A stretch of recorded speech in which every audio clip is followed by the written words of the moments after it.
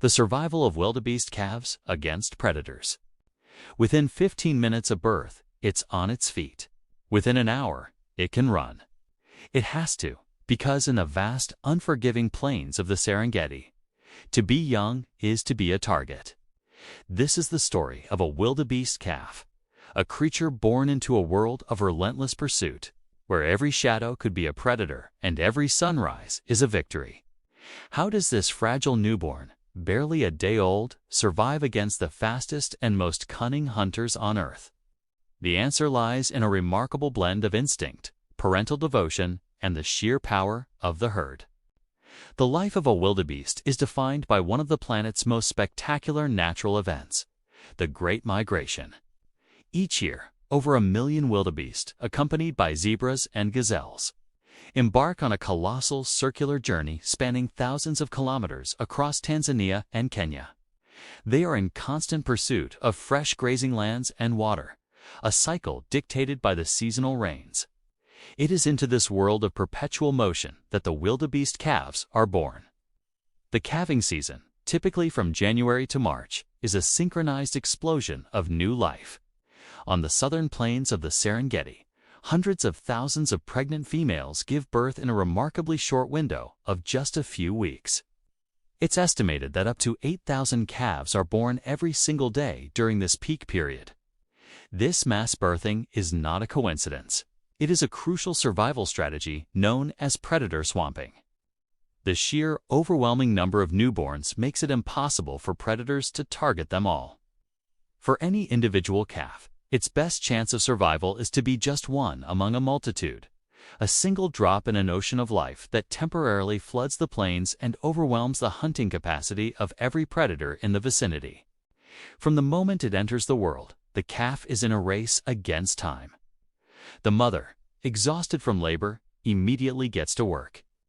She licks the newborn vigorously, not just to clean it, but to stimulate its circulation and, most importantly, to commit its unique scent to memory. This olfactory bond is the invisible tether that will keep them connected amidst the chaos of the herd. The calf, slick and unsteady, struggles to its feet. Its long, gangly legs seem impossibly fragile, yet they are its most vital asset. The first attempts are clumsy, a series of stumbles and falls, but instinct is a powerful teacher.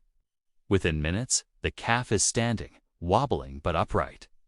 It quickly learns to nuzzle its mother for the first crucial meal of colostrum, a nutrient-rich milk packed with antibodies that provides a vital immune boost. This first drink is a transfer of strength, a life-saving gift that prepares the calf for the dangers that lie just beyond the comforting presence of its mother. It must learn to walk, then run with astonishing speed. The herd does not wait for the weak. The relentless march of the migration continues, and any calf that cannot keep up is left behind, a tragic but necessary sacrifice for the greater good of the moving mass. The plains are a landscape of shared danger, a territory ruled by some of Africa's most formidable predators. For them, the calving season is a time of feasting. The abundance of vulnerable, inexperienced calves presents an unparalleled opportunity. The spotted hyena, a creature of immense power and social intelligence, is perhaps the most persistent threat. Hyena clans patrol the fringes of the wildebeest herds, their whooping calls echoing across the savanna. They are tireless hunters, capable of long-distance chases. They often work in groups to isolate a mother and her calf from the safety of the herd. A single hyena might initiate a chase, testing the calf's stamina, while other members of the clan move to cut off its escape routes.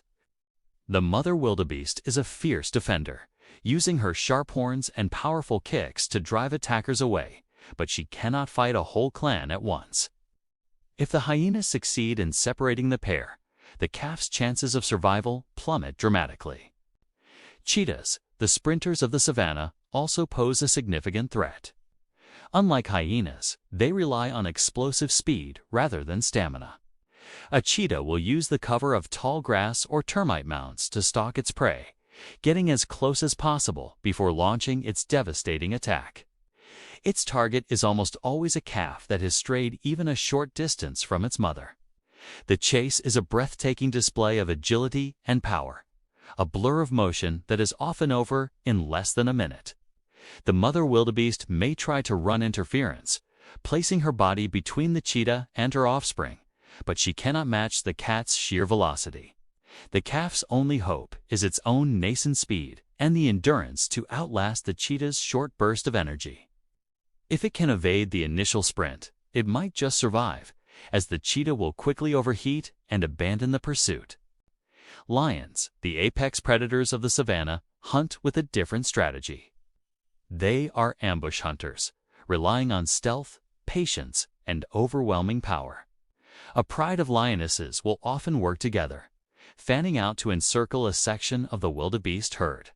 One or two might make a feint, causing panic and confusion, while the others lie in wait, hidden in the grass. As the terrified wildebeests scatter, calves can become separated from their mothers in the stampede. It is in these moments of chaos that the lions strike. Their raw strength means that a single, well-placed pounce is all it takes. For a young calf, an encounter with a lion is almost invariably fatal. Its defense lies not in fighting back, but in staying buried deep within the protective mass of the herd, where the presence of thousands of powerful adults acts as a formidable deterrent. Even the seemingly serene rivers harbor deadly assassins.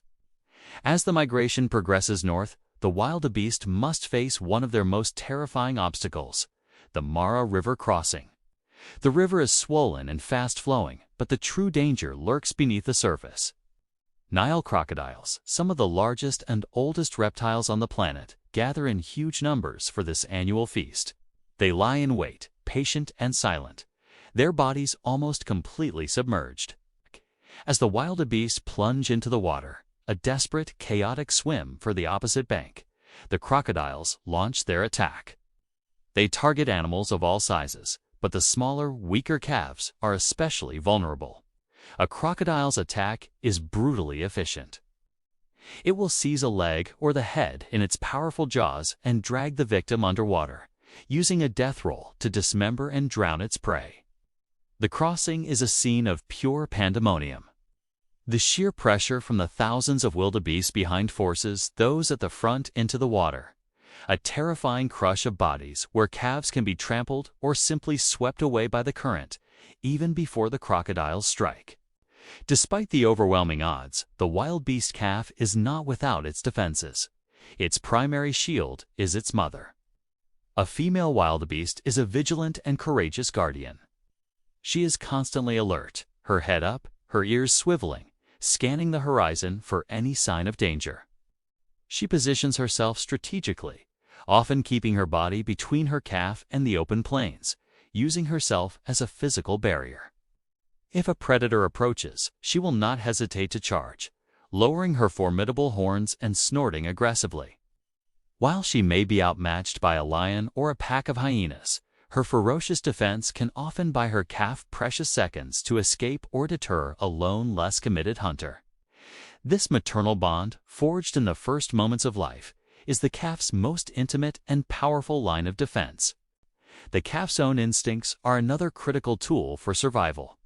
From birth, it is hardwired to stay close to its mother, recognizing her call and her scent amidst the clamor of the herd.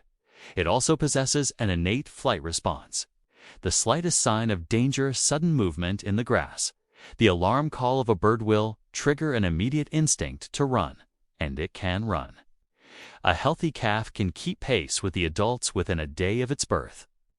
Its seemingly awkward legs transformed into powerful pistons that carry it across the savanna.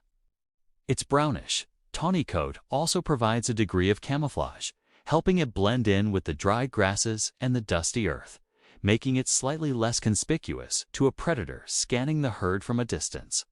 Ultimately, the greatest defense for a wildebeest calf is the herd itself. There is safety in numbers. By staying in the center of the massive, moving throng, the calf is buffered from the predators that patrol the edges. A hunter attempting to penetrate the core of the herd faces a daunting wall of horns, hooves, and powerful bodies. The collective vigilance of thousands of pairs of eyes and ears means that threats are spotted much more quickly than a single animal could manage. The alarm spreads like a shockwave through the herd, triggering a coordinated defensive response or a mass stampede that can trample an attacker. This collective security, a product of the swamping strategy and the instinct to congregate, is the cornerstone of wildebeest survival. The individual is vulnerable, but the superorganism of the herd is a powerful and resilient force. The life of a wildebeest calf is a testament to nature's brutal yet beautiful calculus. It is a story of peril and perseverance, of individual fragility and collective strength. Born into a world that wants to devour it, this small, determined creature, through a combination of its mother's love, its own incredible instincts, and the overwhelming power of the herd, not only survives but thrives, ensuring the continuation of one of Earth's greatest natural wonders.